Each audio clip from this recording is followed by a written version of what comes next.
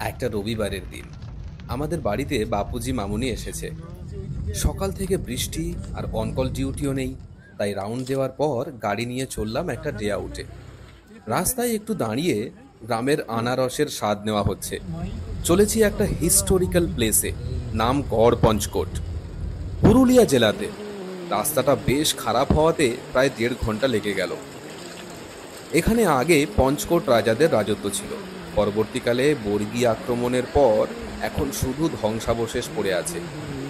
বৃষ্টি থেকে আড়াল পেতে ঢুকলাম পাশেরই একটা ছোট্ট হোটেলে, নাম কাকার হোটেল।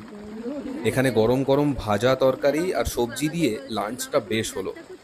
এত বৃষ্টি যে গাড়িও ঠিক করে চালানো যাবে না, তাই এই হোটেলেই প্রায় ঘন্টাখানেক অপেক্ষা করতে হলো। বৃষ্টি থামার পর আশেপাশের জায়গাটা একটু ঘুরে দেখা হলো। চারদিকে সবুজে ভরা আর হালকা ঠান্ডা ঠান্ডা একটা সুন্দর পরিবেশ। কাছেই পাঞ্চেত পাহাড়ের ভিউ। এটা অযোধ্যা পাহাড়ের অংশ, পুরো সবুজে ঢাকা। বর্ষা ঋতুতেই এই ভিউটা পাওয়া যায়। পাবলিক ট্রান্সপোর্ট তেমন নেই এখানে, তাই নিজের গাড়ি নিয়ে বেশ ভালোই আউটিং হলো। এখান থেকে আর একটু অন্য পথে গিয়ে একটা বড় রিসর্ট। এটা ট্যুরিস্ট প্লেস বা ডেস্টিনেশন ওয়েডিং এর জন্য বেশ ভালো। গড় পঞ্চকোট ইকো ট্যুরিজমের দ্বিতীয় ইউনিট এটা। বেশ লাক্সারিয়াসলি বানানো। বেশ কয়েকটা ক্যাটেগরির রুম এখানে পাওয়া যায় রেন্টে, আর সাথে লাশ গ্রিনিশ সিনিক ভিউ বেশ মেনটেন করে রাখা। অনলাইনে বুকিং পাওয়া যায়।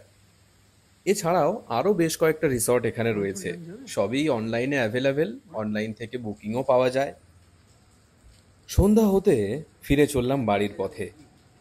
বেশ খারাপ রাস্তা দিয়ে সাবধানে ড্রাইভ করে আর একটা সুন্দর ডে আউটের মেমোরিজ নিয়ে আজকের দিনটা বেশ কাটলো।